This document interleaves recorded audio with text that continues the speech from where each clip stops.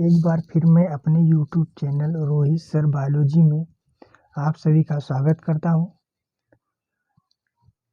आज का टॉपिक है लिंग निर्धारण, जिसे अंग्रेजी में सेक्स डिटर्मिनेशन कहते हैं। लिंग निर्धारण क्यों किया जाता है तथा इसका आवश्यकता क्यों पड़ता है, चलिए आज इसके बारे में हम लोग जानते हैं। सबसे पहले लिंग निर्धारण वह प्रक्रिया है जिसके द्वारा यह सुनिश्चित होता है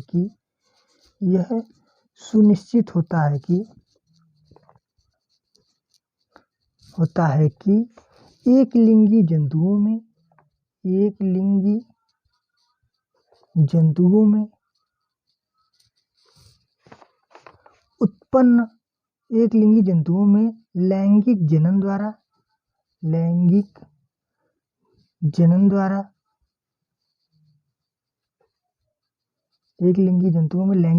द्वारा उत्पन्न होने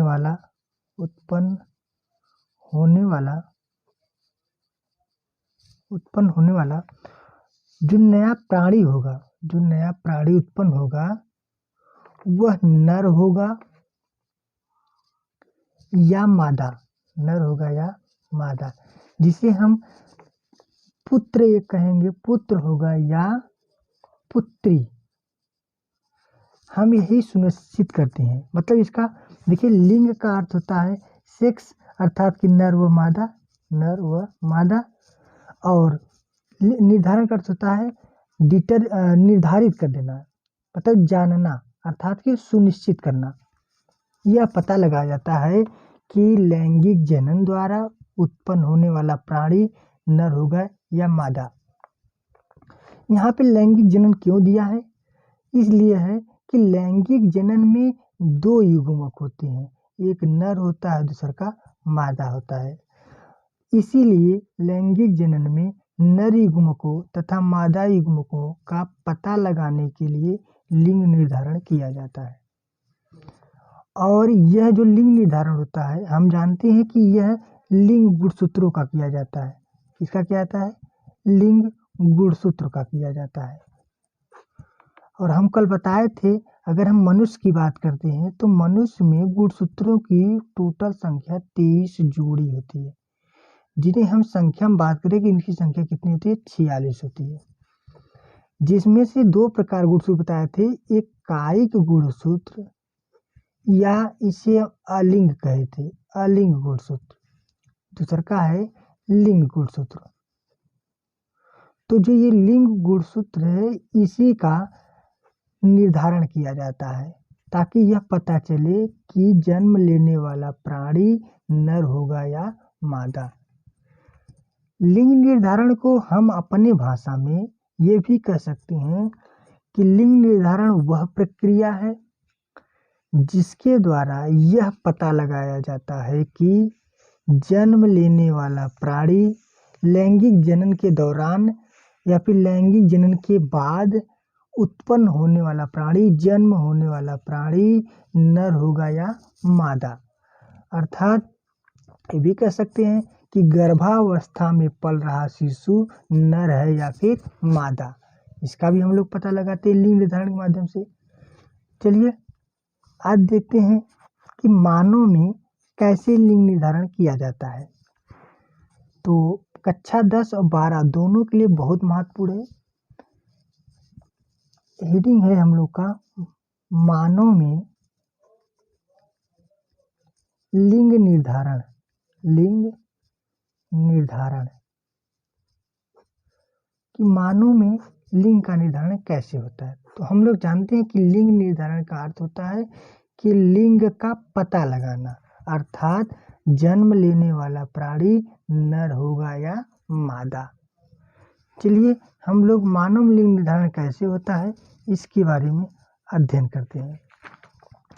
सबसे पहले मानव की बात करें तो मानव में टोटल गुणसूत्रों की संख्या भैया 23 जोड़ी, अर्थात संख्या में करें तो 46 होता है। 23 जोड़ी में होता है और संख्या में कितना होता है? 46 होता है। जिसमें से अगर हम बात करें उसमें एक नर होगा और दूसरा का मादा होंगे, ठीक है। ये दो प्रकार के हमने गुणसूत्र बताया था। एक बताया था कायिक गुणसूत्र, जिसे अलिंग गुणसूत्र कहते हैं। एक होता है लिंग गुणसूत्र, जिसे हम लोग लिंग का निर्धारण करते हैं।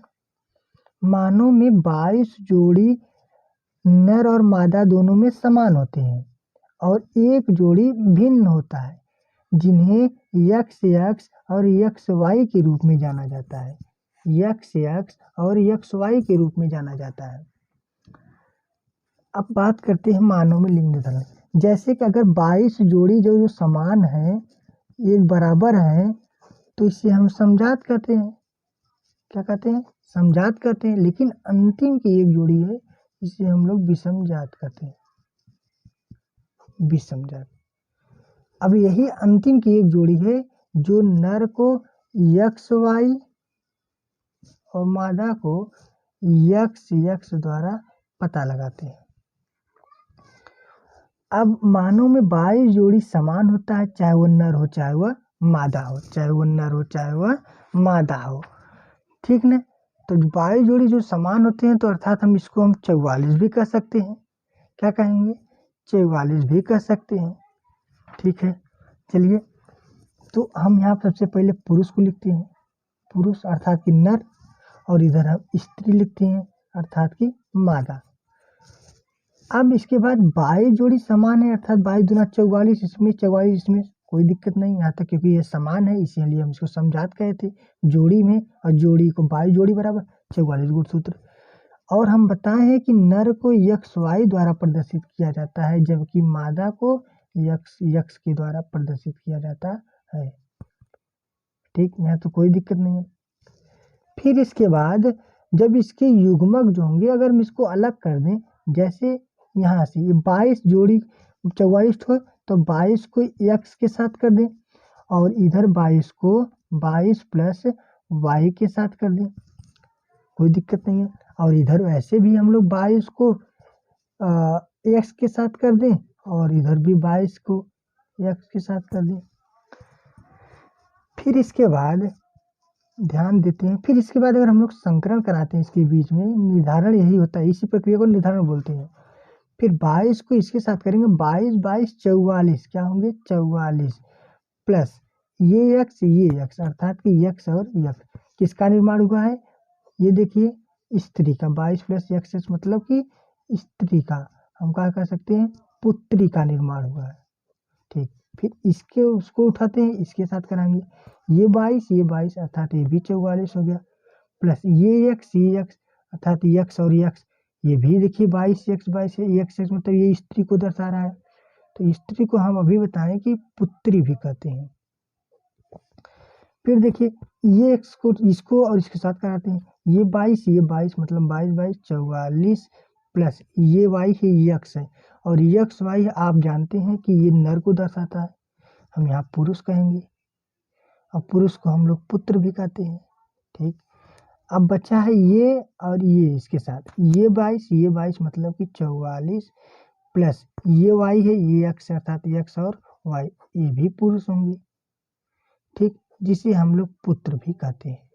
आप ध्यान दीजिए कि अब देखिए, लिंग निर्धारण से ये भी पता चल गया है कि लिंग निर्धारण से यही पता चलता है कि जन्म लेने वाला प्राणी, इन दोनों जनक हैं, इनसे जो संतान जन्म ले रहे हैं अर्थात पुत्र होंगे या पुत्री होंगे, यह पता लगाने के लिए कि पुत्र कितना उत्पन्न होगा और पुत्री कितना उत्पन्न होगी, तो 50% इसका जो है पुत्री हुआ और 50% जो होगा पुत्र जन्म लिया।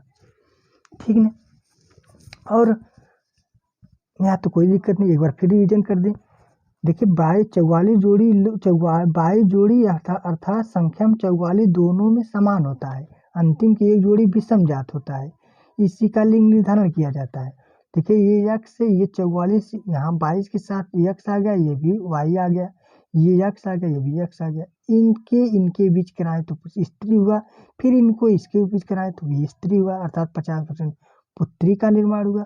ये वाई यक्ष के साथ पुत्र का और ये यक्ष ये वाई के साथ पुत्र का निर्माण हुआ, अर्थात 50% पुत्र और 50% पुत्री का जन्म हुआ। फिर इसके बाद बात करते हैं कुछ इम्पोर्टेंट तथ्य, महत्वपूर्ण तथ्य। यहाँ कुछ महत्वपूर्ण बिंदु है, इसको जरूर ध्यान दीजिए आप लोग। महत्वपूर्ण बिंदु, सबसे पहले क्या करेंगे कि लिंग निर्धारण में कौन सा गुणसूत्र है जो यह पता लगाता है कि नर और मादा उत्पन्न होंगी। तो आपका जवाब क्या होगा, वायु गुणसूत्र, क्योंकि वायु गुणसूत्र ही सबसे अलग है। जैसे बात करें यहाँ पे हम लोग नर मादा में क्या होगा कि ऐसे ऐसे समान उनका तेज जोड़ी गुणसूत्र मिला था, ऐसे ऐसे, और नर का भी ये यहाँ तक ऐसे समान मिला था। 22 तक तो दोनों, ये देखिए x x x x x x x x, ये भी यक्स यक्स, मतलब 23 जोड़ी तक ये हो गया।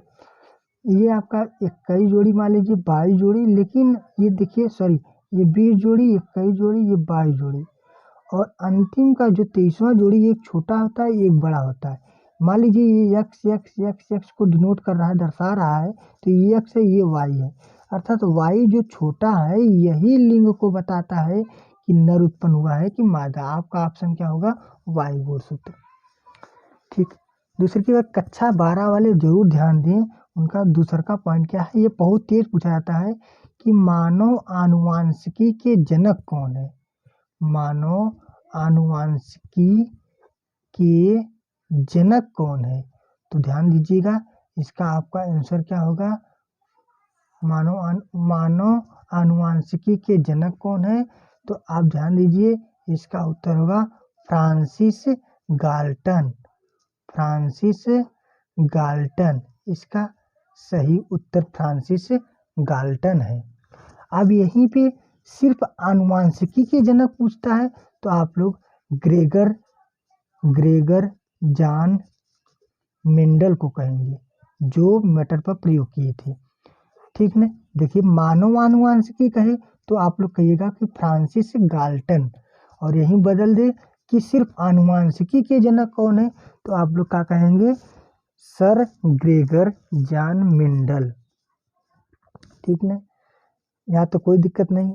आप लोग क्या बताएं, आप लोग फिर एक बार ध्यान देख लीजिए, हम बताए हैं कि लिंग निर्धारण क्या होता है, तो आप लोग यह बताए हैं कि लिंग निर्धारण वह प्रक्रिया है जिसके द्वारा यह सुनिश्चित होता है कि एक लिंगी जंतुओं में लैंगिक जनन द्वारा उत्पन्न होने वाला नया प्राणी नर होगा या मादा। तो यहाँ थोड़ा सा कंफ्यूजन आप लोगों को होगा, एक लिंगी जंतु क्या होते हैं, तो आप ऐसे जानिए एकदम सरल भाषा में, एक लिंगी और द्विलिंगी दो प्रकार के जंतु होते हैं, एक लिंगी और द्विलिंगी। देखिए ध्यान दे दीजिए, समझ में आ जाएगा। एक लिंगी क्या होता है, वे जंतु जिनके शरीर में, वे जंतु जिनके शरीर में नर जननांग और मादा जननांग दोनों में से कोई एक उपस्थित हो तो एक लिंगी कहलाएगा। द्विलिंगी क्या होगा कि जब किसी जंतु में नर जननांग और मादा जननांग दोनों एक ही प्राणी में हो तो उसे हम द्विलिंगी कहेंगे।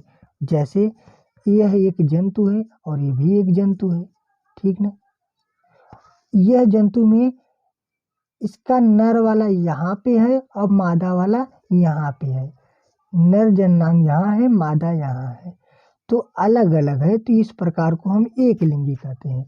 जब किसी जंतु में नर जननांग और मादा जननांग दोनों एक ही प्राणी में पाया जाए तो उसे हम द्विलिंगी कहेंगे। उदाहरण तौर पे देखिए, मानव में एक नर होता है, दूसरा का मादा होता है, तो नर के शरीर अलग होता है, उनका जननांग अलग होता है, मादा का शरीर अलग होता है, अर्थात स्त्री अलग होती है, उनका जनन अंग अलग होता है। इस प्रकार के प्राणी को एक लिंगी कहते हैं। द्विलिंगी क्या होता है, जब एक ही प्राणी में दोनों जो जननांग होते हैं वो उपस्थित हो एक ही प्राणी के शरीर में, उसे हम लोग द्विलिंगी कहेंगे। जैसे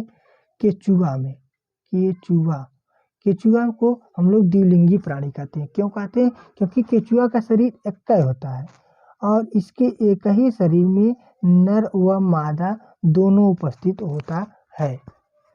ठीक ना, कोई दिक्कत नहीं। और ये बहुत इम्पोर्टेंट है कक्षा 10 और 12 के लिए। फिर अगले वीडियो में आप लोगों को हम अगला टॉपिक लेकर आएंगे। बहुत बहुत धन्यवाद। नमस्कार।